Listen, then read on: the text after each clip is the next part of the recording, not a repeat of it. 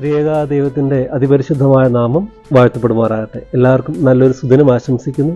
പ്രിയ സഹോദരങ്ങളെ, ഇന്ന് നമ്മൾ ചിന്തിക്കുന്ന വചനം യോഹന്നാൻ ശ്ലീഹായിൽ എഴുതപ്പെട്ട കർത്താവിൻ്റെ സുവിശേഷം 3-ാം അധ്യായം അതിൻ്റെ 1 മുതൽ 12 വരെയുള്ള വചനങ്ങൾ. ഈ ഭാഗത്ത് നാം കാണുന്നത് പരീശ പ്രമാണിയായ നിക്കോദിമോസ് കർത്താവിൻ്റെ അടുക്കിലേക്ക് കടന്നു വരുന്നുണ്ട്. നിക്കോദിമോസിൻ്റെ വലിയൊരു ആഗ്രഹമാണ് സ്വർഗരാജ്യം സമ്പാദിക്കുക, അല്ലെങ്കിൽ സ്വർഗരാജ്യത്തിൽ പ്രവേശിക്കുക എന്നുള്ളത്. അതുകൊണ്ട് തന്നെ അതിൻ്റെ മാർഗങ്ങൾ ആരാഞ്ഞുകൊണ്ടാണ് കർത്താവിൻ്റെ അടുക്കിലേക്ക് വരിക.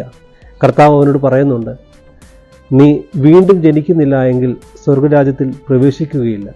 വീണ്ടും പറഞ്ഞു, ആത്മാവിനാലും ജലത്താലും സ്നാനമേൽക്കുന്നില്ല എങ്കിൽ, ജനിക്കുന്നില്ല എങ്കിൽ നിനക്ക് സ്വർഗരാജ്യത്തിൽ പ്രവേശിക്കുക സാധ്യമല്ല.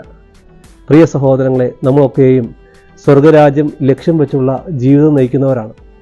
പരിശുദ്ധ മാമോദീസായിലൂടെയും മൂറോൻ അഭിഷേകത്തിലൂടെയും സഭയിൽ അംഗമായി ദൈവിക ശുശ്രൂഷയിൽ പങ്കുകാരാകുന്ന നമ്മൾ, ആത്മാവിൽ ജനിച്ചവരായ നമ്മൾ, നമ്മുടെ ജീവിതം ഒന്ന് പരിശോധിക്കുക. സ്വർഗരാജ്യം ലക്ഷ്യം വെച്ചുള്ള എൻ്റെ ജീവിതത്തിൽ, സ്വർഗരാജ്യത്തെ ആഗ്രഹിച്ചുകൊണ്ടുള്ള ജീവിതത്തിൽ ആത്മാവിൻ്റെ ഫലങ്ങൾ പുറപ്പെടുവിച്ച് ആത്മാവിൻ്റെ പാതയിലൂടെ സഞ്ചരിക്കുവാൻ നമുക്ക് സാധിച്ചിട്ടുണ്ടോ? ഒരു വിചിന്തനത്തിൻ്റെ നിമിഷങ്ങളാക്കി നമുക്കിതിനെ മാറ്റാം.